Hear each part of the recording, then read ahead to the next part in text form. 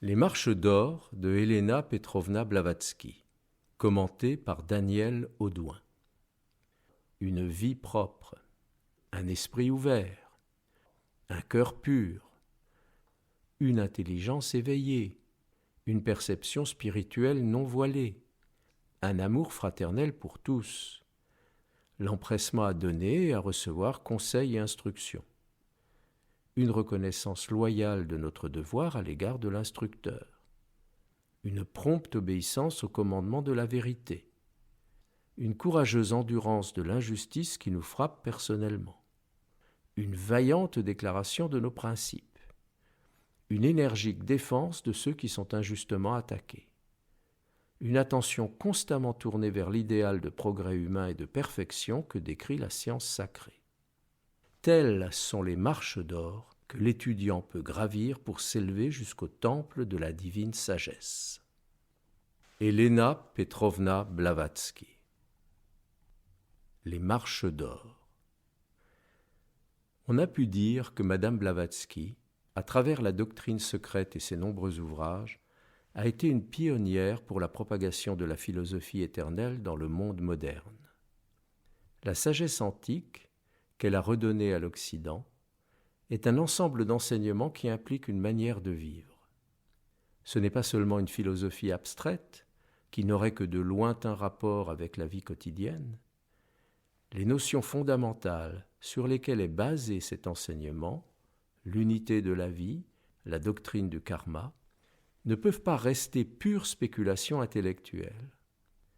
Elles entraînent une responsabilité individuelle qui génère une éthique, c'est-à-dire un ensemble de principes selon lesquels nous devrions agir, non pas en fonction d'un impératif moral dicté par une autorité temporelle ou religieuse, mais en fonction des lois de la nature, des lois de la vie.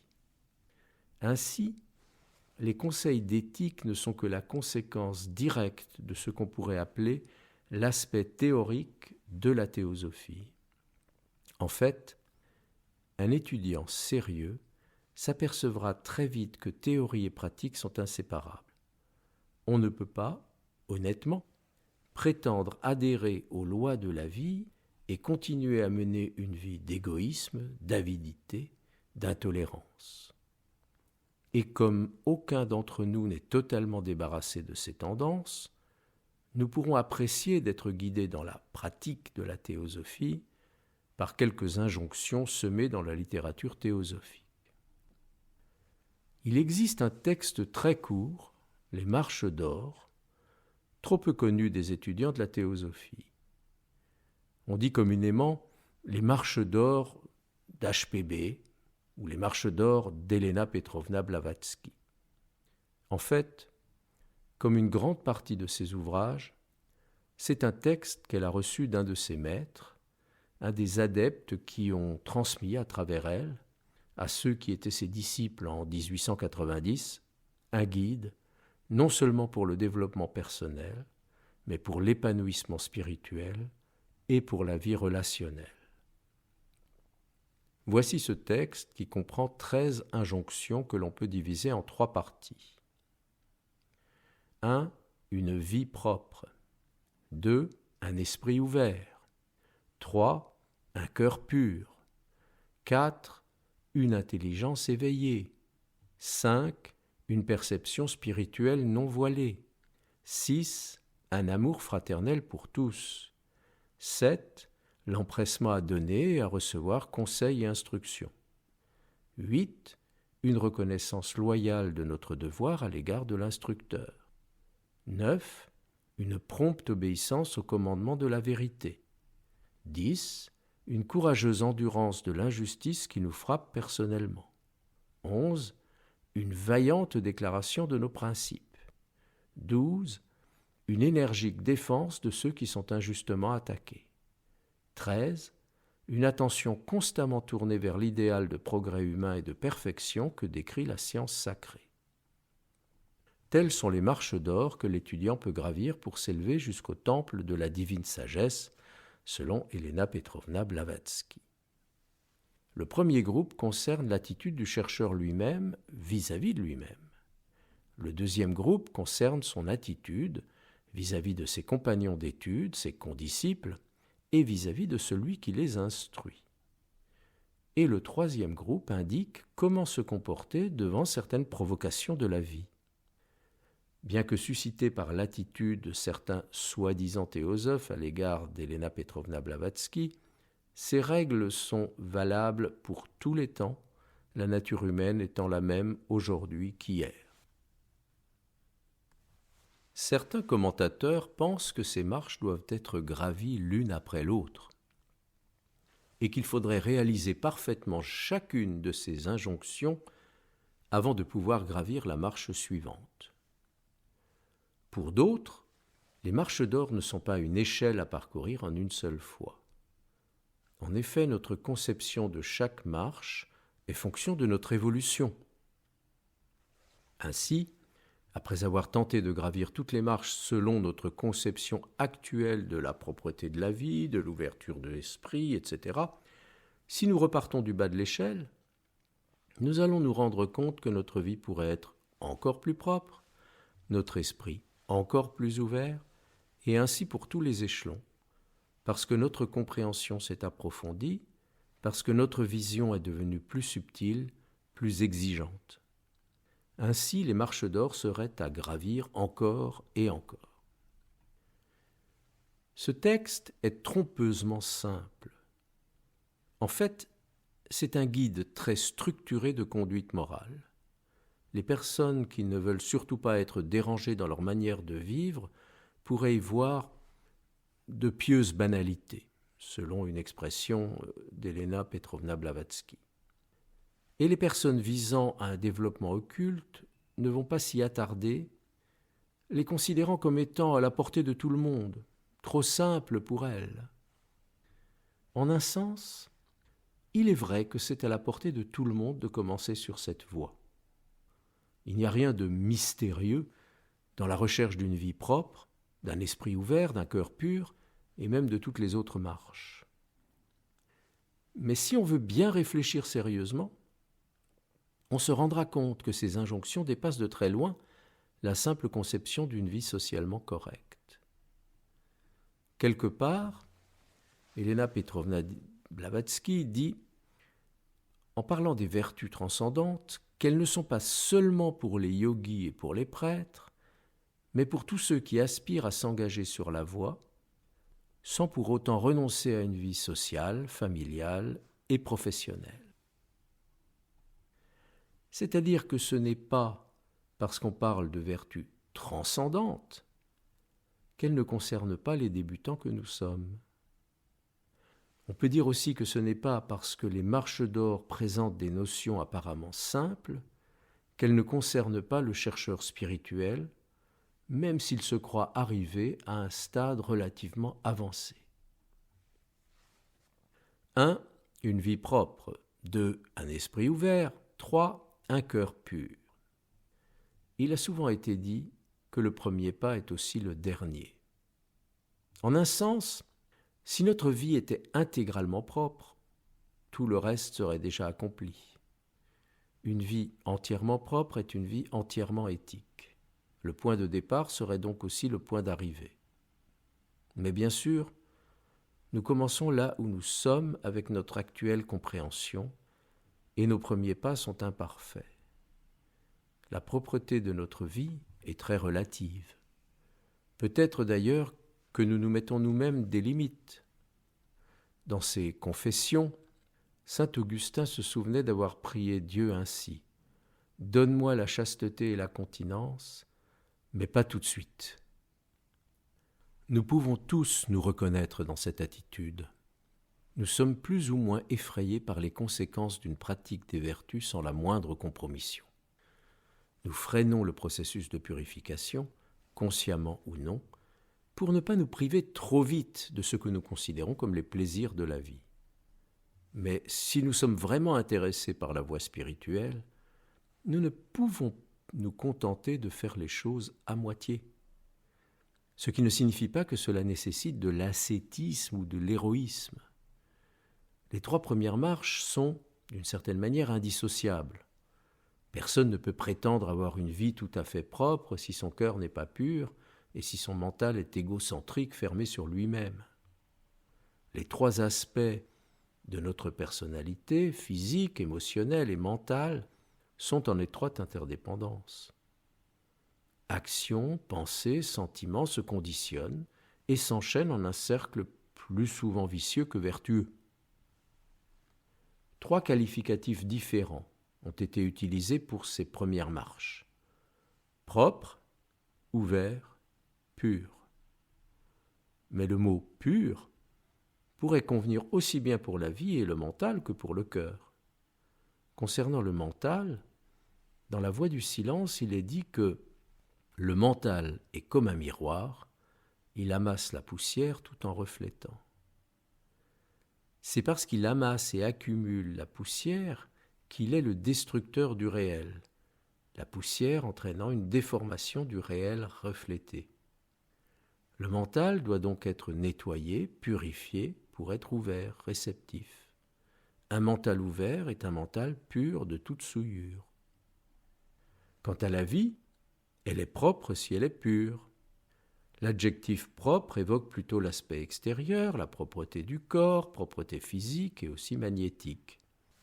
L'adjectif pur renvoie plutôt aux actions, aux paroles, aux moyens d'existence. Pour avoir les grandes lignes d'une vie propre, nous pourrions nous reporter aux 5 préceptes du bouddhisme. Ne pas tuer, ce qui implique aussi de ne pas blesser ni en action, ni en parole, ni en pensée.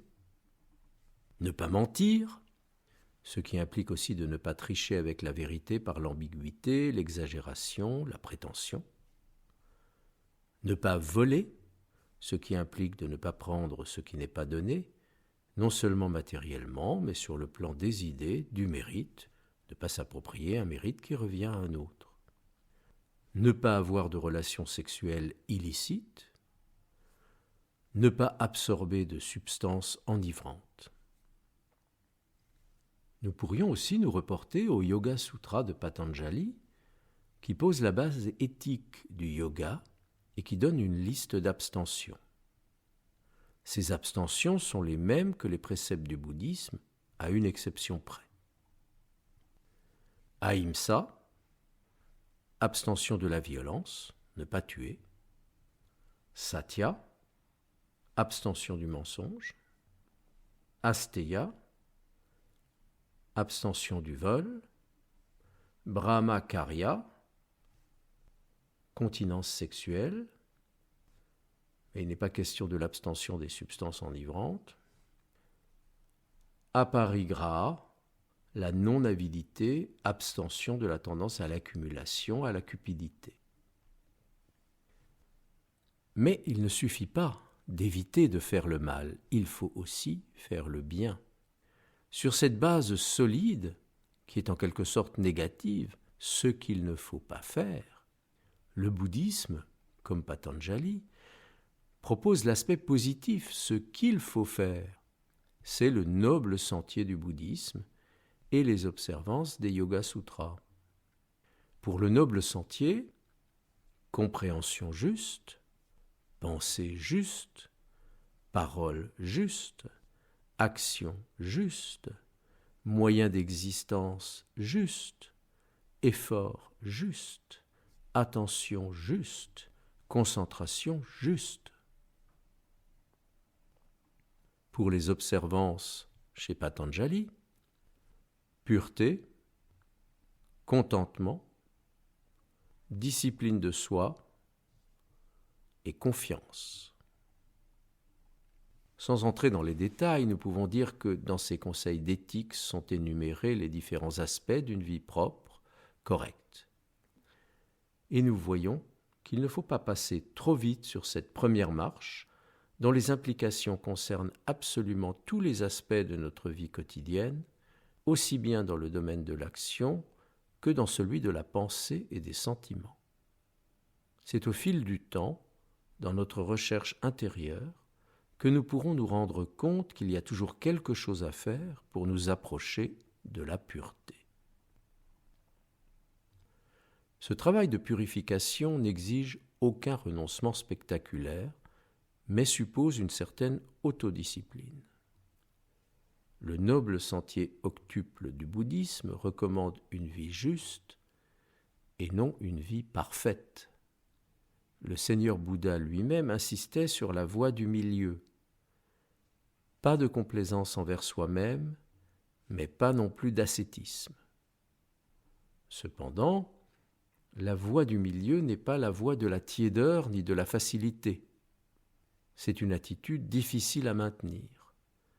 Nous avons tendance à passer d'un extrême à l'autre, du relâchement à la contrainte.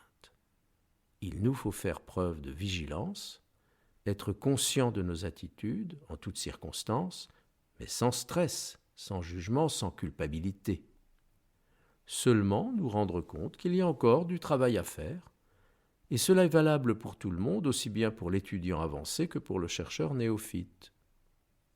Donc, dans notre recherche d'une vie propre, d'un mental ouvert et d'un cœur pur, il s'agit de trouver l'attitude juste, une présence tranquille dans l'ici et maintenant, qui nous aidera à ne pas trop nous écarter de la voie du milieu.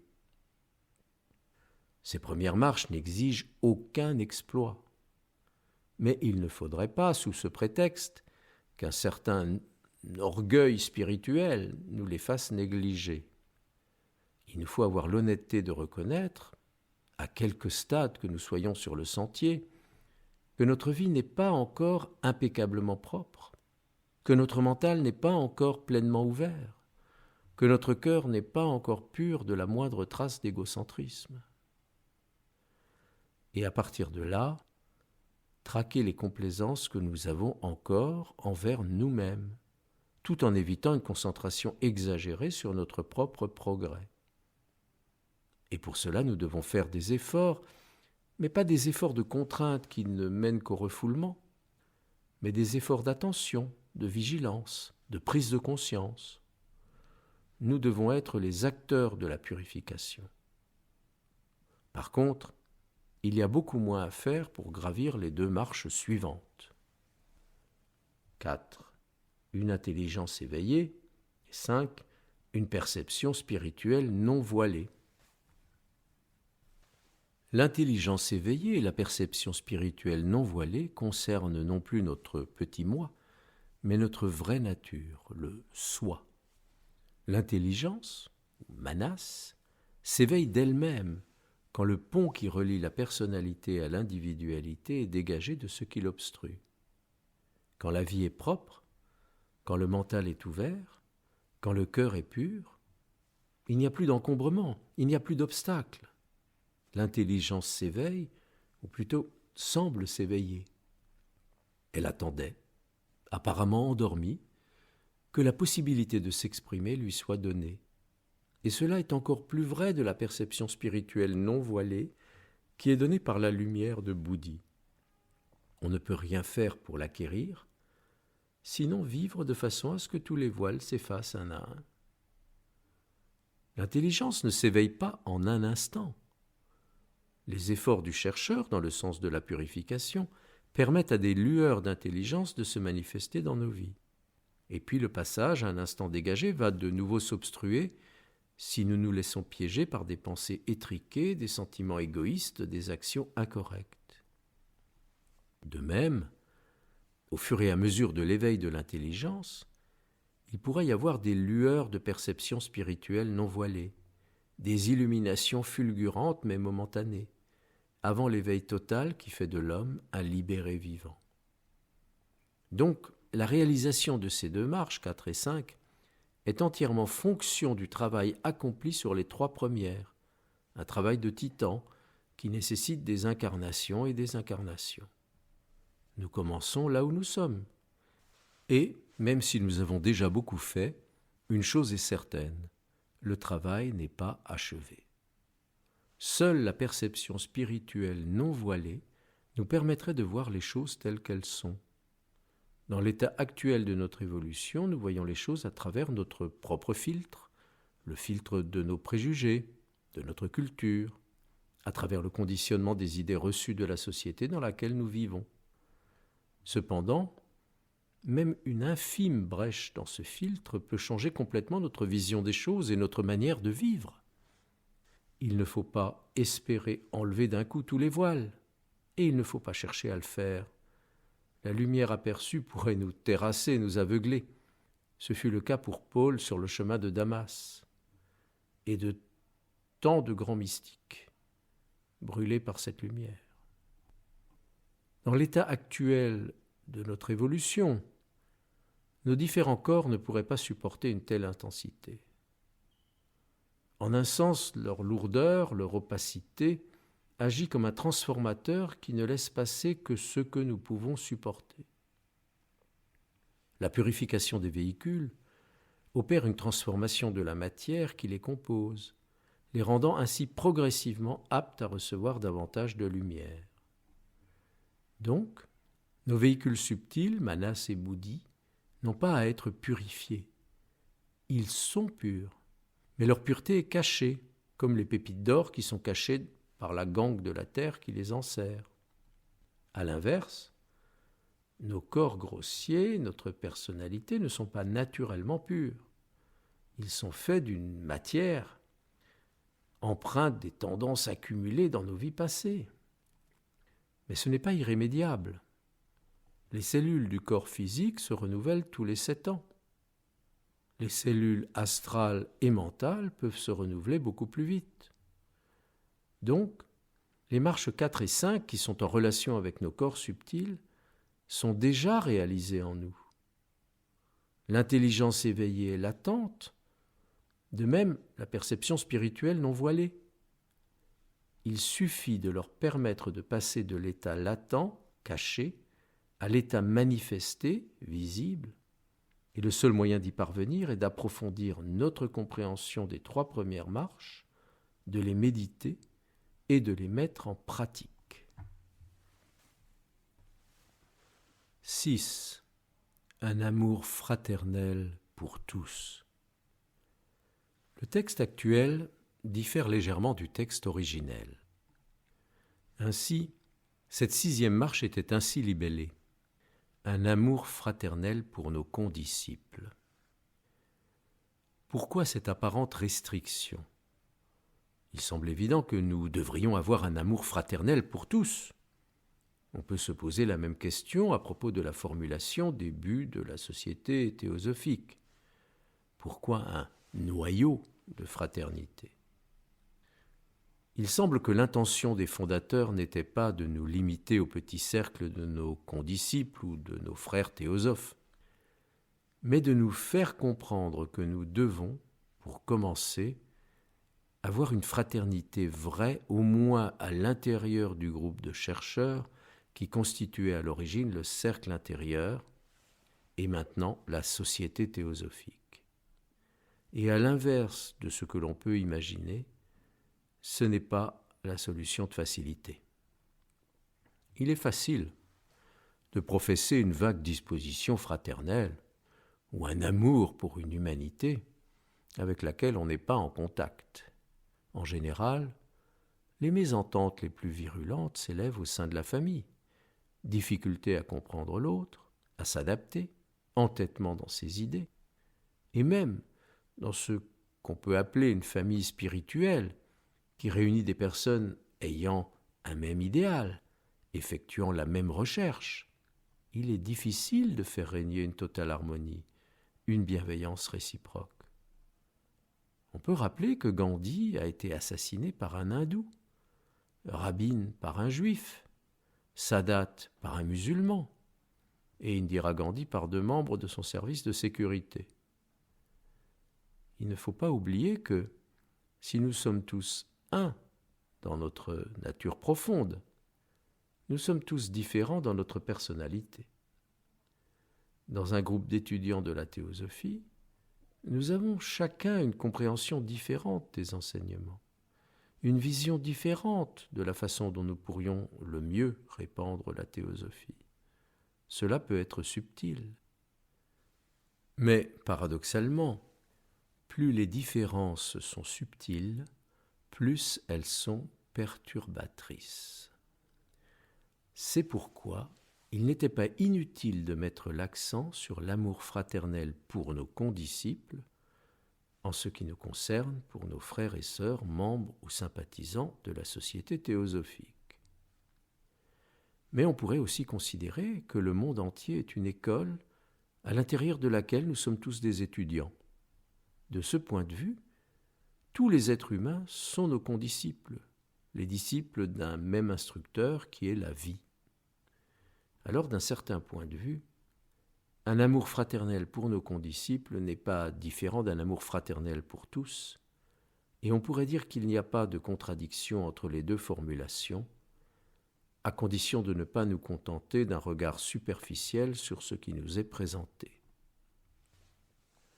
Pourquoi un sentiment fraternel est-il si nécessaire dans un groupe spirituel ?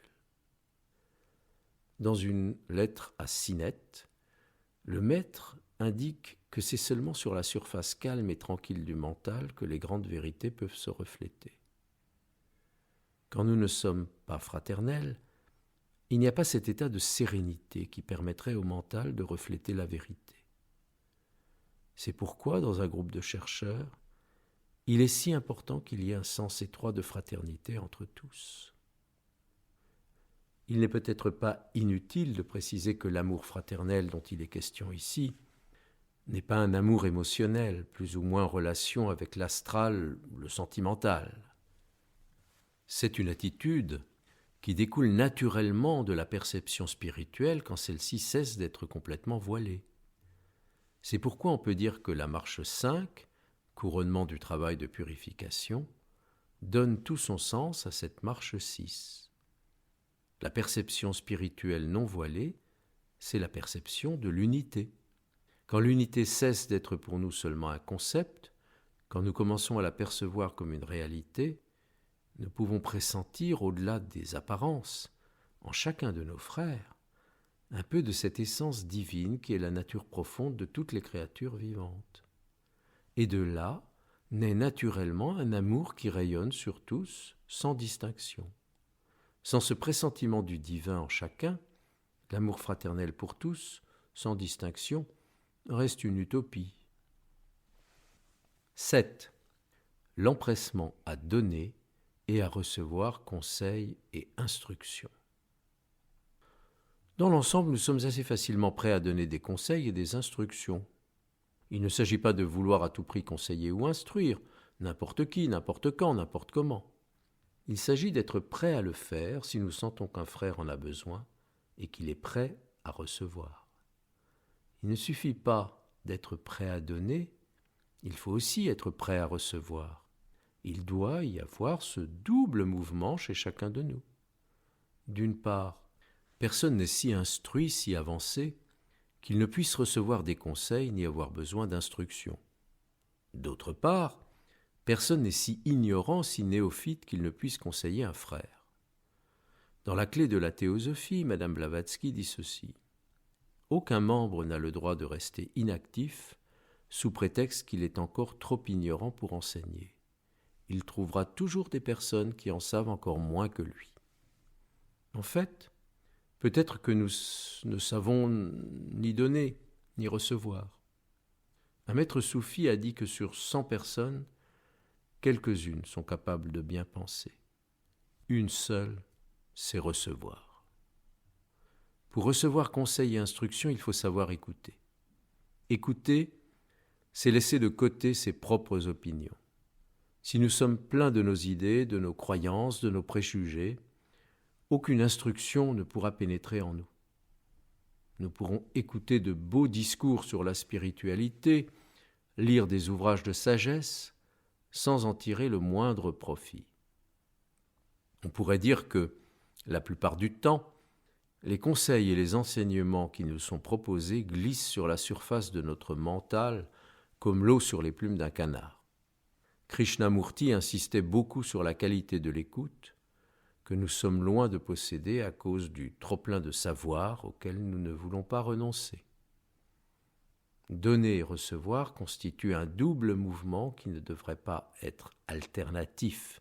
Il devrait y avoir simultanéité dans l'échange.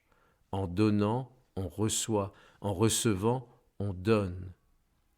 Nul n'est ton ami, nul n'est ton ennemi, tous sont tes instructeurs, disait Elena Petrovna Blavatsky.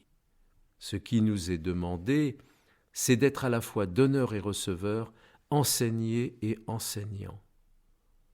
L'empressement à donner conseils et instructions implique qu'il ne doit pas y avoir de hiérarchie figée entre les chercheurs. Il y a là un véritable test de fraternité. Si nous sommes capables d'éprouver un amour fraternel pour nos condisciples, si nous pouvons donner et recevoir conseils et instructions, il nous faut aussi développer la qualité suivante. 8. Une reconnaissance loyale de notre devoir à l'égard de l'instructeur. Mais qui est l'instructeur ? On peut donner à ce mot diverses interprétations.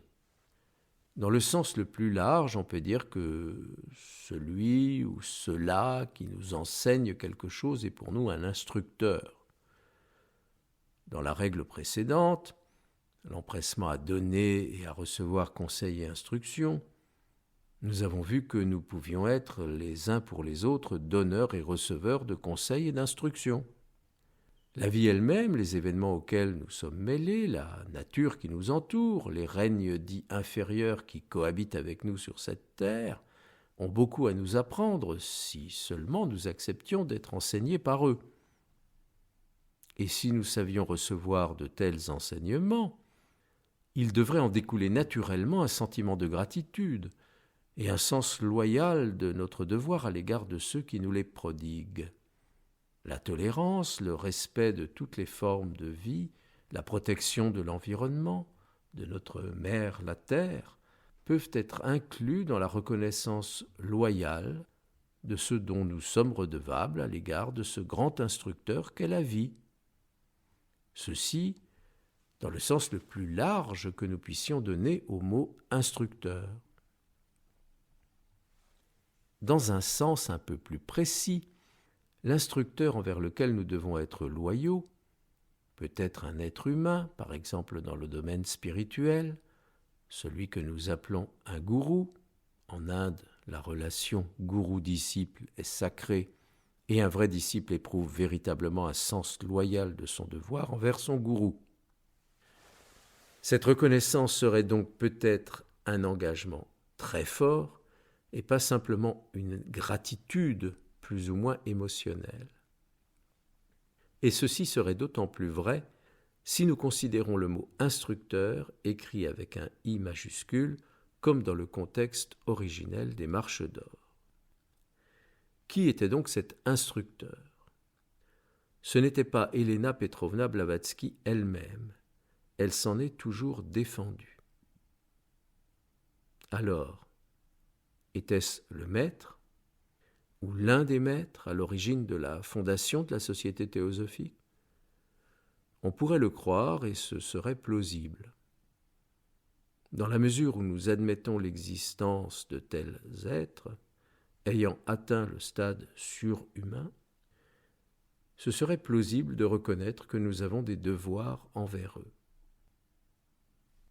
Mais, dans ce cas, nous risquons de vouloir une image de cet instructeur, une représentation de ce que serait le corps physique qu'il a emprunté pour un travail donné, et de nous attacher à cet aspect extérieur sans chercher à comprendre ce qu'est véritablement un maître. Chaque fois que nos leaders ont été questionnés à ce sujet, ils ont toujours insisté sur le fait qu'un maître est un état de conscience, un état de sagesse, d'amour, de compassion, de sérénité que nous ne pouvons même pas imaginer. Elena Petrovna Blavatsky conseillait aux membres du cercle intérieur d'essayer de saisir intérieurement, intuitivement, la nature des maîtres et de les révérer dans leur cœur, de s'approcher d'eux autant qu'ils le peuvent. Cela peut se réaliser seulement en s'élevant jusqu'au plan spirituel où ils se trouvent, et non pas en essayant de les attirer vers le nôtre. Nous pourrons alors mieux comprendre que notre reconnaissance loyale envers l'instructeur, même à ce niveau, ne soit pas seulement un état d'adoration, une attitude dévotionnelle, mais que cela suppose que nous fassions l'effort d'élever notre conscience vers un peu plus de sagesse, un peu plus d'amour, un peu plus de compassion, un peu plus de sérénité, c'est-à-dire d'avoir un peu moins d'égoïsme, un peu moins de préjugés, un peu moins d'orgueil. Dans les lettres des Mahatmas à Sineth, les maîtres disent aussi très clairement qu'ils ne peuvent pas descendre dans notre monde, mais que nous devons nous élever vers le leur. Que ceux qui désirent apprendre réellement abandonnent tout et viennent à nous, au lieu de nous demander et d'espérer que nous allions à eux. Bien entendu, leur monde n'est pas une localisation dans l'espace, mais un niveau de conscience. Les gens, quelquefois, disent que Krishnamurti était contre les maîtres. En réalité, ce contre quoi il était, c'était le concept des maîtres que se fait un cerveau limité. Il disait que la plupart des gens faisaient l'erreur de faire descendre le sacré au niveau du concret et du personnel. La difficulté réside dans l'incapacité du mental inférieur à saisir ce qui est différent de ce qu'il connaît. Cela peut mener certains chercheurs spirituels à douter de l'existence des maîtres. Si nous sommes dans ce cas de ne pas croire en l'existence de tels maîtres et en leur rôle d'instructeur à notre égard, cette règle garde cependant toute sa valeur de marche nécessaire vers le temple de la divine sagesse. Chacun de nous peut tout de même se relier à un instructeur avec un grand I. Référons-nous à la voix du silence qui dit ceci. Les maîtres sont nombreux. L'âme maîtresse est une, Alaya, l'âme universelle. Vis dans ce maître comme son rayon vit en toi. Le rayon d'Alaya est en nous, c'est notre soi supérieur.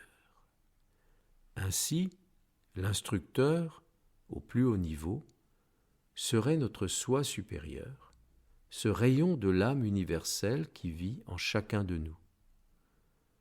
La voix du silence dit aussi « Tu es ton maître et ton Dieu, tu es toi-même l'objet de ta recherche. » Ainsi, quels que soient les conseils et les instructions que nous puissions recevoir les uns des autres, de la vie, d'un gourou, d'un maître, d'un saint être, si nous ne restons pas superficiels dans notre recherche, nous allons finalement découvrir que l'instructeur envers lequel nous devons avoir un sens loyal de devoir est le soi divin qui réside au plus profond de nous, qui est notre nature profonde, notre vrai soi.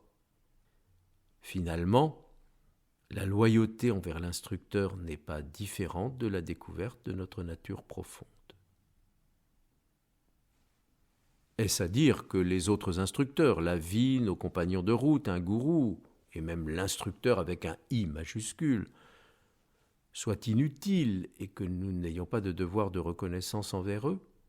Certainement pas, car ce sont eux, si nous avons su les écouter, qui nous ont conduits, ou qui peuvent nous conduire, pas à l'instructeur qui est en nous.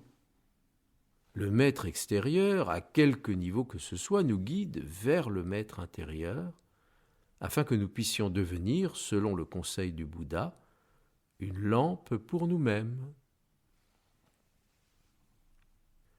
9. Une prompte obéissance au commandement de la vérité. Ici se pose tout d'abord la question, qu'est-ce que la vérité ?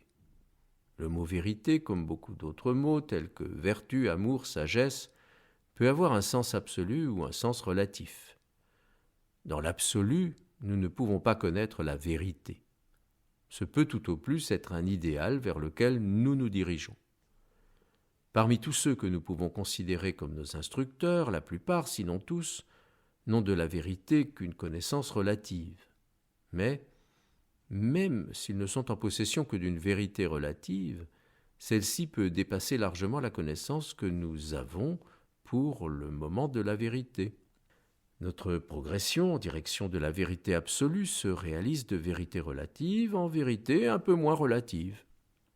À fur et à mesure de l'éveil de la conscience, notre capacité de voir ou d'entendre la vérité s'élargit. C'est ce qu'on appelle l'expansion de la conscience. Tous ceux qui ont pu nous instruire à quelque stade que ce soit nous ont aidés sur ce chemin dans la mesure où nous leur avons fait confiance. La vie aussi nous aide dans la mesure où nous lui faisons confiance, où nous comprenons que nous avons toujours quelque chose à apprendre de toutes les situations dans lesquelles elle nous place, de tous les événements plaisants ou douloureux, de toute la complexité de la vie relationnelle. Lorsque nous rencontrons une personne qui nous apparaît comme détentrice de la vérité, par rapport à notre état d'ignorance, il est évident qu'une relation de confiance est indispensable pour que nous puissions recevoir cette vérité et la faire nôtre. Cette attitude de confiance n'exclut pas le discernement. Aucune personne digne d'être considérée comme capable d'instruire, au point de vue spirituel, à quelque niveau que ce soit, n'exigera de quiconque une obéissance aveugle. Les vrais instructeurs ne contraignent personne et n'assujettissent aucun individu à leur volonté. Ceux qui agissent ainsi sont de faux gourous. La confiance mise à l'épreuve du discernement se traduira par une prompte obéissance, non pas à l'instructeur, mais au commandement de la vérité que l'instructeur aura révélé. L'obéissance n'est jamais imposée. Il s'agit d'une relation dénuée de crainte, dénuée de dépendance. Mais, dès l'instant où une vérité a été perçue, comprise, assimilée, on y conforme sa conduite spontanément. L'obéissance est volontaire. Personne ne dit « tu dois obéir ». Dans les lettres du Mahatma à Sinet, le maître écrit « Nous ne sommes pas spécialement désireux de voir des gens travailler pour nous, si ce n'est tout à fait spontanément. Nous voulons des cœurs sincères et altruistes, des âmes intrépides et confiantes. » Dans la société théosophique, il nous est conseillé de ne pas aller à la recherche d'un maître. Il nous est dit que, lorsque l'élève est prêt, le maître est là. Ici aussi, nous pouvons considérer que cette affirmation s'applique à tous les niveaux. La relation maître-élève ou gourou-disciple exige non seulement la rencontre d'une personne capable de nous enseigner, mais aussi pour nous la possibilité d'être enseignés. Dans une classe, il ne suffit pas que le professeur soit excellent. Il faut aussi que l'élève soit désireux d'apprendre, attentif, respectueux de l'autorité. Dans bien des cas, nous nous comportons comme ces élèves dissipés et perturbateurs qui, après des années de scolarité, ne savent même pas lire couramment. Et cela parce que notre quête spirituelle manque d'ardeur, parce que nous ne sommes pas vraiment assoiffés de vérité, parce que nous ne sommes pas suffisamment attentifs pour écouter avec confiance les messages que la vie nous dispense avec une infatigable générosité, parce que nous n'avons pas le respect, la gratitude qui ouvrirait notre cœur et notre mental pour l'accueil de la vérité. Les marches 1 à 5 nous ont indiqué les qualités éthiques indispensables à celui qui prétend fouler le sentier spirituel.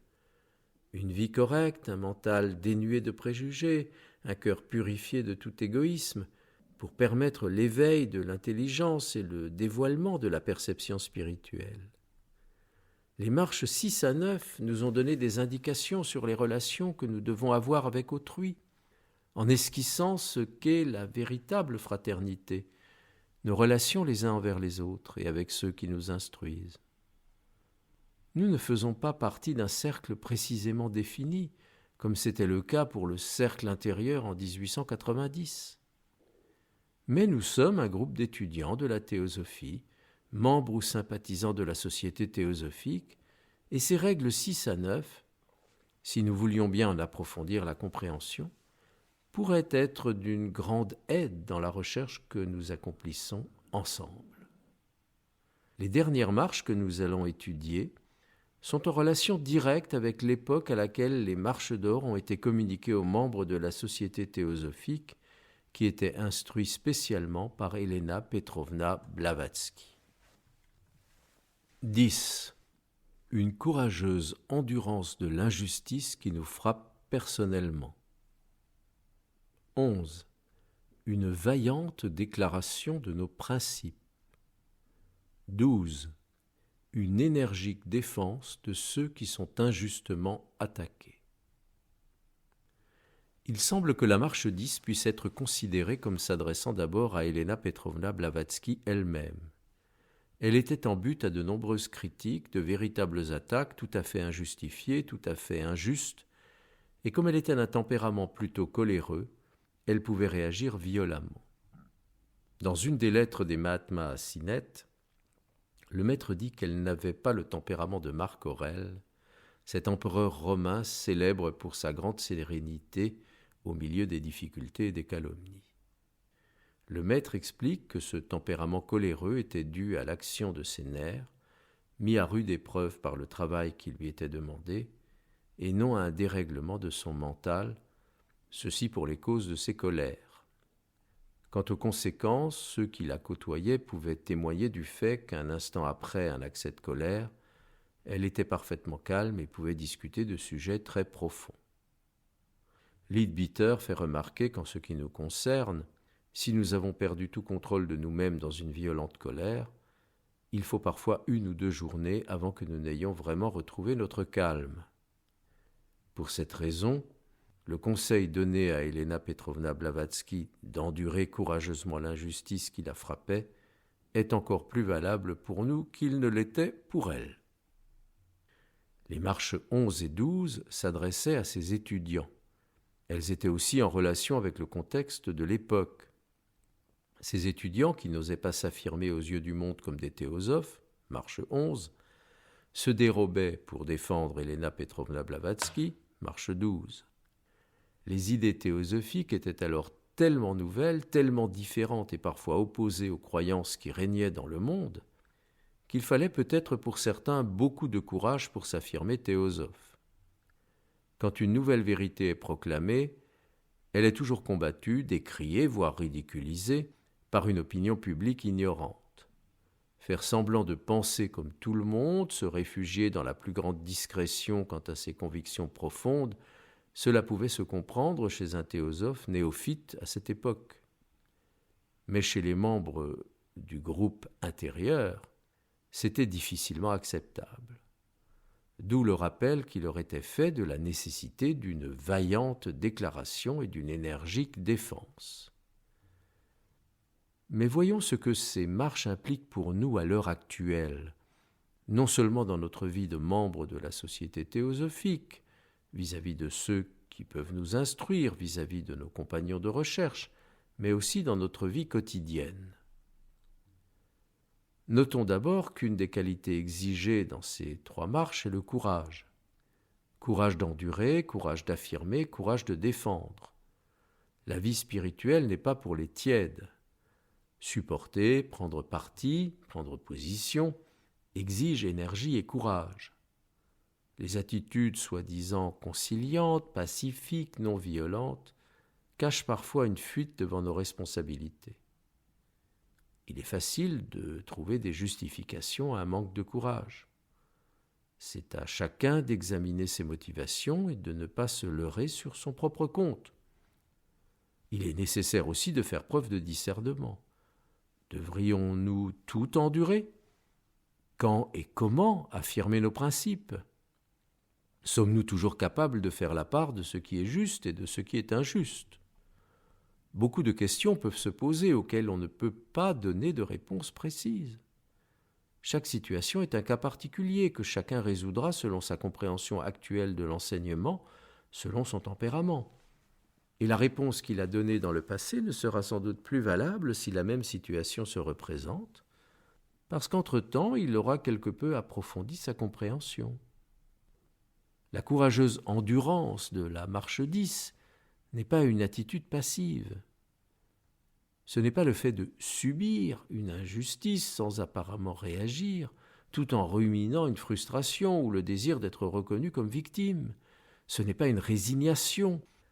Ce serait peut-être le fait d'accepter les choses telles qu'elles sont, sans nous sentir personnellement visés, sans nous poser cette lancinante question. Pourquoi moi ? Et d'ailleurs, comment pouvons-nous savoir si ce qui nous frappe est vraiment injuste ?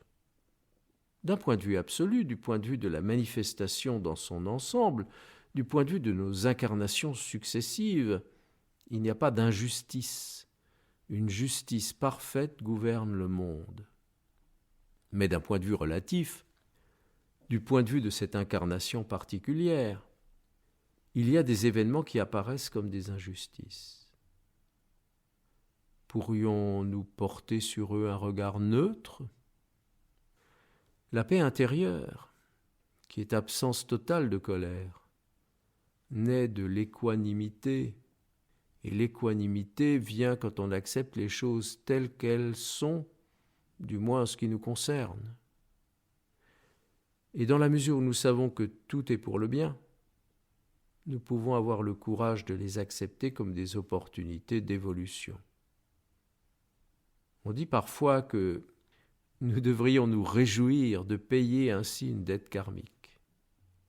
Mais il faut peut-être aller plus loin que cette idée de rachat, qui a un caractère un peu négatif, et plutôt voir dans cette injustice apparente une leçon à apprendre, un peu plus difficile que les autres peut-être, mais capable de nous aider à nous sentir un avec tous les autres.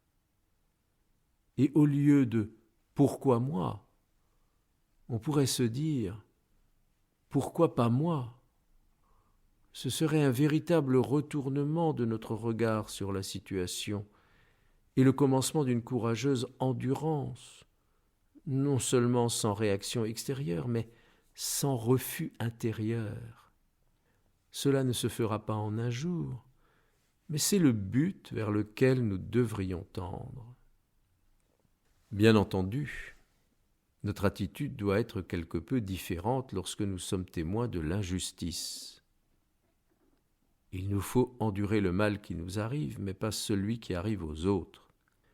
Ici encore, il faut faire preuve de beaucoup de discernement et user des meilleurs moyens pour essayer de rétablir l'équilibre rompu par l'injustice.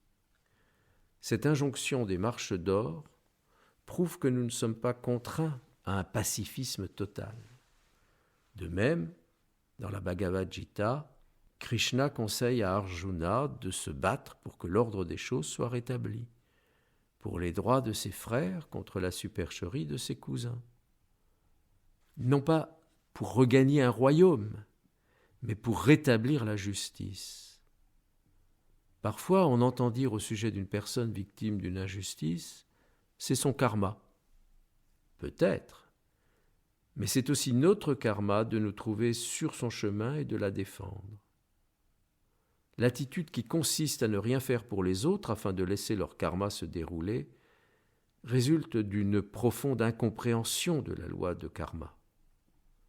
Il n'y a pas de karma strictement individuel ni définitivement fixé. Le karma se modifie à chaque instant, en vertu de la loi d'interdépendance. Et dans le cas d'une injustice dont nous sommes témoins, selon que nous resterons passifs ou que nous combattrons, notre karma et celui de l'autre seront soit alourdis, soit allégés, à condition qu'il s'agisse d'une véritable injustice et non pas d'une situation considérée comme injuste par celui qui l'a subie. C'est vrai qu'il faut du courage pour se lancer dans la bataille, mais il ne faudrait pas non plus se prendre pour un justicier et intervenir à tort et à travers sans avoir au préalable pris le recul nécessaire pour apprécier la situation, sans avoir soi-même le cœur en paix. Si vous voulez faire la paix, rétablir la justice, vous ne devez pas laisser la guerre, la violence et la peur s'emparer de votre cœur, disait Jack Cornfield. Ne pas répondre à la violence par la violence, à la haine par la haine, mais s'opposer à l'injustice avec courage et compassion. Le discernement, le courage, la compassion et le respect de l'autre sont aussi nécessaires pour la vaillante déclaration de nos principes. Il ne s'agit pas de vouloir convertir tout le monde aux idées théosophiques. Ceux qui déclarent constamment leurs principes peuvent devenir ennuyeux et faire plus de mal que de bien à la cause qu'ils veulent défendre. Il s'agit de ne pas faire preuve de lâcheté, dans des situations où notre silence serait interprété comme un acquiescement à l'ignorance générale. En même temps, s'il y a lieu de déclarer nos principes, il faut mettre l'accent sur les principes et ne pas s'appuyer sur les principes pour justifier notre attitude. Tout ceci sera très difficile à réaliser aussi longtemps que nous demeurerons prisonniers de l'égocentrisme, prisonniers du sentiment de séparativité. Quand le sentiment de séparativité s'estompe, l'importance que l'on se donne à soi-même s'estompe elle aussi. Quand on se ressent comme un élément du tout, relié à tous les autres éléments par des liens indestructibles d'interdépendance, on cesse de s'apitoyer sur soi-même, marche 10, et on s'éveille à la compassion, qui est le seul guide infaillible pour défendre les autres à bon escient, marche 12, et trouver quand et comment affirmer nos principes, marche 11. 13. Une attention constamment tournée vers l'idéal de progrès humain et de perfection que décrit la science sacrée ou science secrète. Dans la version officielle actuelle, il est question de science sacrée. Certaines traductions, et si je ne me trompe le texte originel, parlent de science secrète. Peut-être le qualificatif a-t-il été changé pour éviter les réticences que provoque le mot « secret ». En effet, si cet idéal est décrit par une science secrète, comment pourrions-nous le connaître ? Et si nous ne le connaissons pas, comment pourrions-nous tourner constamment notre attention vers lui ?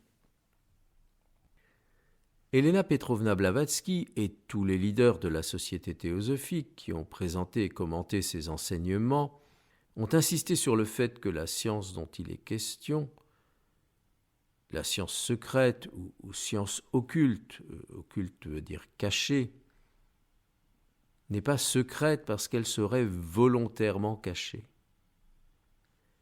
Elle est secrète parce qu'elle ne peut pas être communiquée.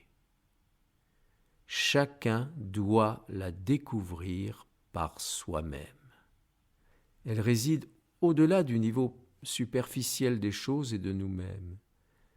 C'est seulement si nous pouvons la découvrir en nous-mêmes, ou tout au moins la pressentir, non pas seulement au moyen du raisonnement, mais plutôt de façon intuitive, qu'elle cessera pour nous d'être secrète.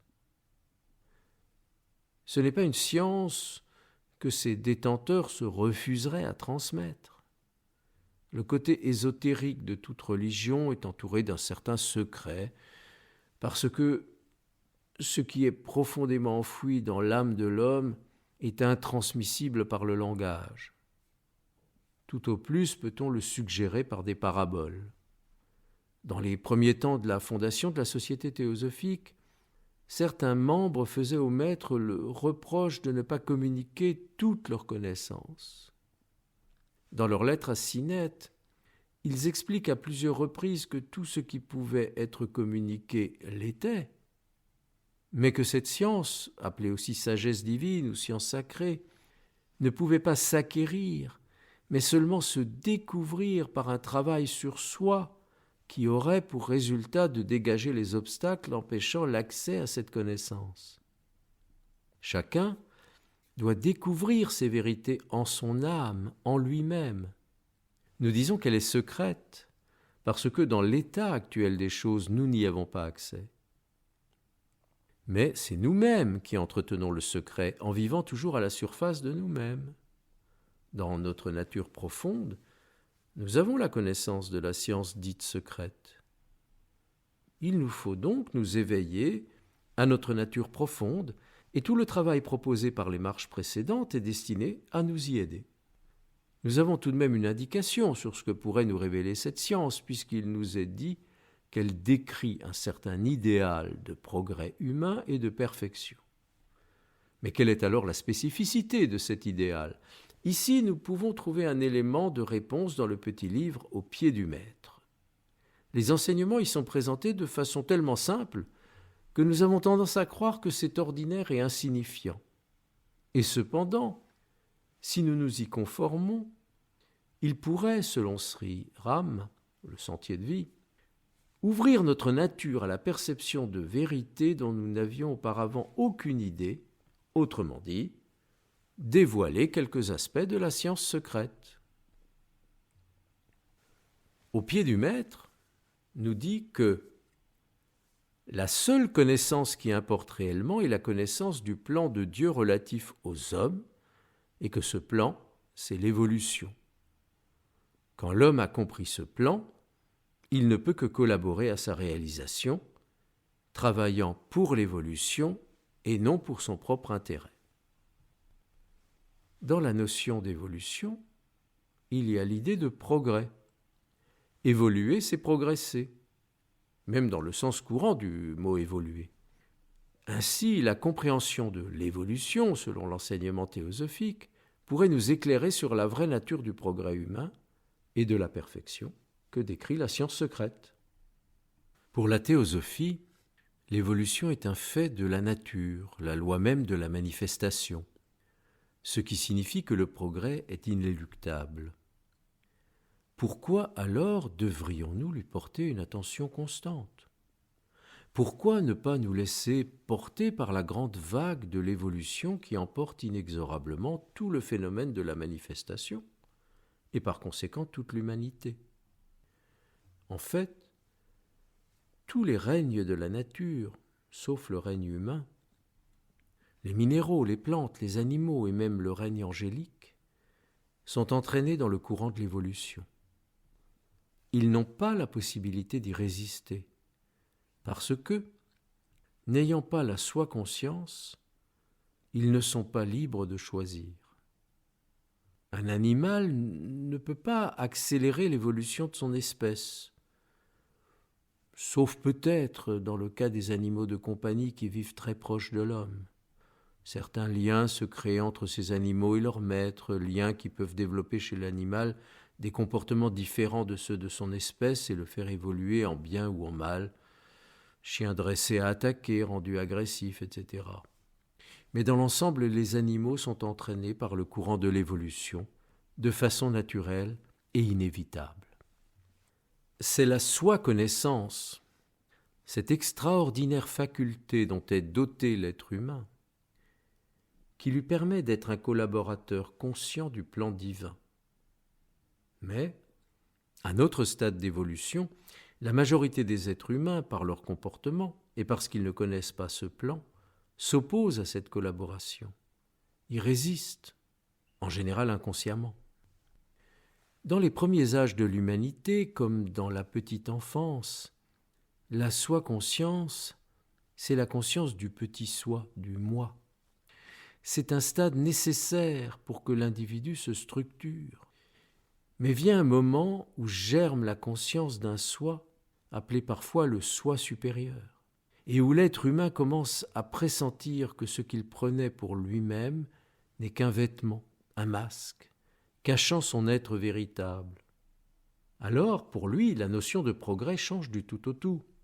Aussi longtemps qu'un être humain est identifié à sa personnalité, progresser pour lui, c'est embellir, améliorer son corps physique, ses émotions, ses pensées.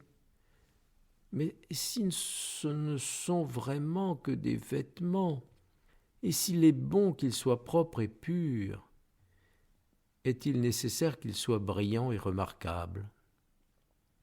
En fait, il semble bien que trop de qualités humaines ne contribuent pas toujours au progrès dans le sens spirituel, pour plusieurs raisons. Tout d'abord, ces qualités peuvent s'accompagner d'un sentiment d'orgueil, le plus grand obstacle sur le sentier spirituel.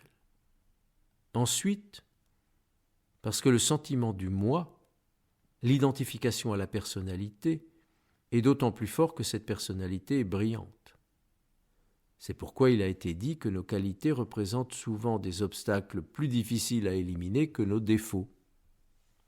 Alors, en quoi va consister la notion de progrès si elle doit changer du tout au tout lorsqu'il y a ce pressentiment que nous ne sommes pas seulement notre personnalité? Le progrès sera alors ce qui contribue à la découverte du soi véritable.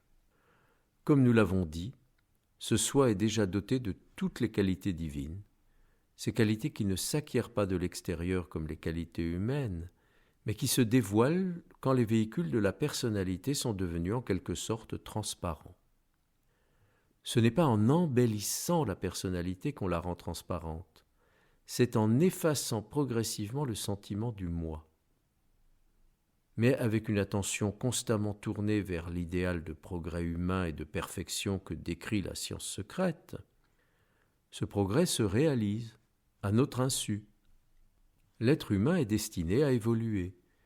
S'il n'évolue pas, au mieux il est un mort-vivant, au pire il régresse à l'état d'animal humain.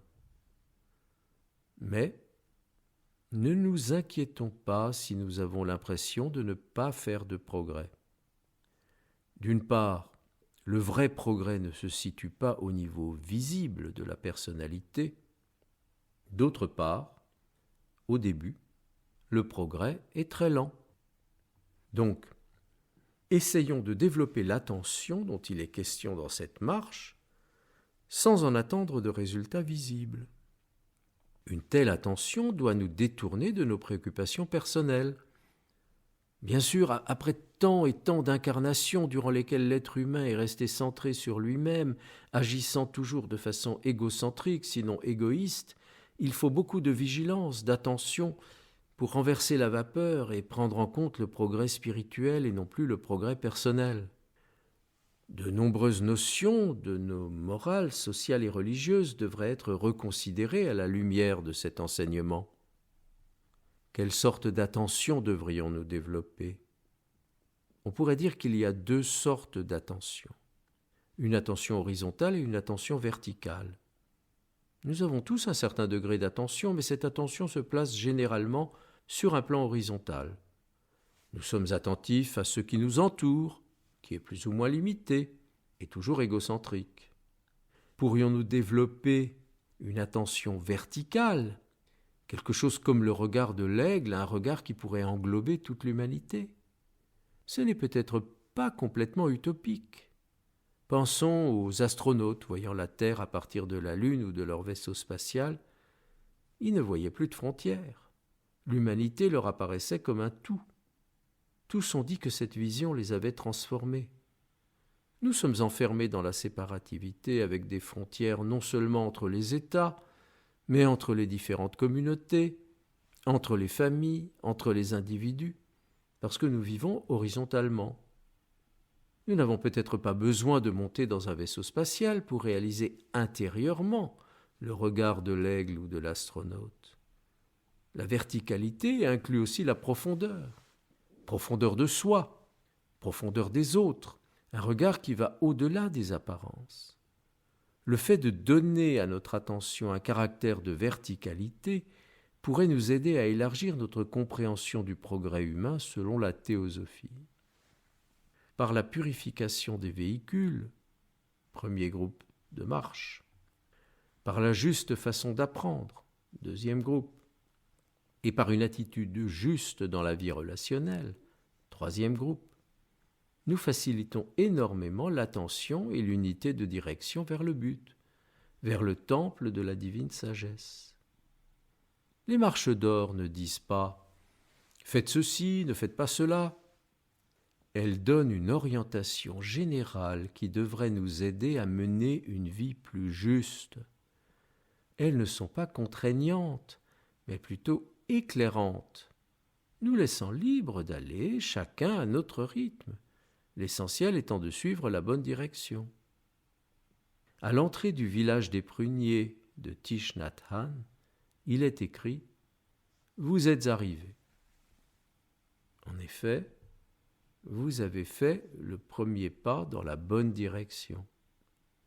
La première des 3 vérités mentionnées dans La lumière sur le sentier dit « L'âme de l'homme est immortelle et son avenir est celui d'une chose dont le développement et la splendeur n'ont pas de limite. » L'âme de l'homme, c'est le soi véritable. Les marches d'or parlent de progrès humain et de perfection. La première des 3 vérités parle d'un développement et d'une splendeur sans limite. Ainsi, il ne s'agit pas de vouloir arriver au bout du chemin, puisque le chemin n'a pas de limite, mais de marcher sur le chemin, sans autre motivation que l'idéal de l'évolution.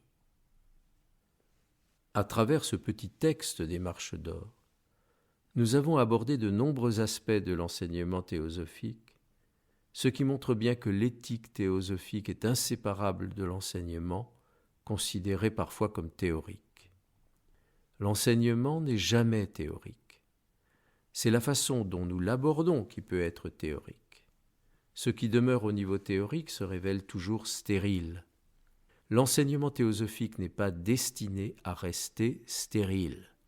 Il a été dispensé pour aider à la régénération de l'humanité, ce qui ne peut se réaliser que s'il devient une réalité vivante dans nos vies. Vivons-nous la vérité de cette fraternité régénératrice qu'envisageaient les Mahatmas ? Les Marches d'or peuvent être un guide précieux pour tout chercheur spirituel prêt à travailler pour la régénération de l'humanité. N'oublions pas qu'elles ont été communiquées à Elena Petrovna Blavatsky par son maître comme étant les paroles des grands instructeurs. Et le maître ajoutait « Méditez, et après avoir médité, essayez. Le but vaut tous les efforts possibles. Le but pour nous n'étant pas d'être arrivés, mais d'être sur le chemin du progrès spirituel. »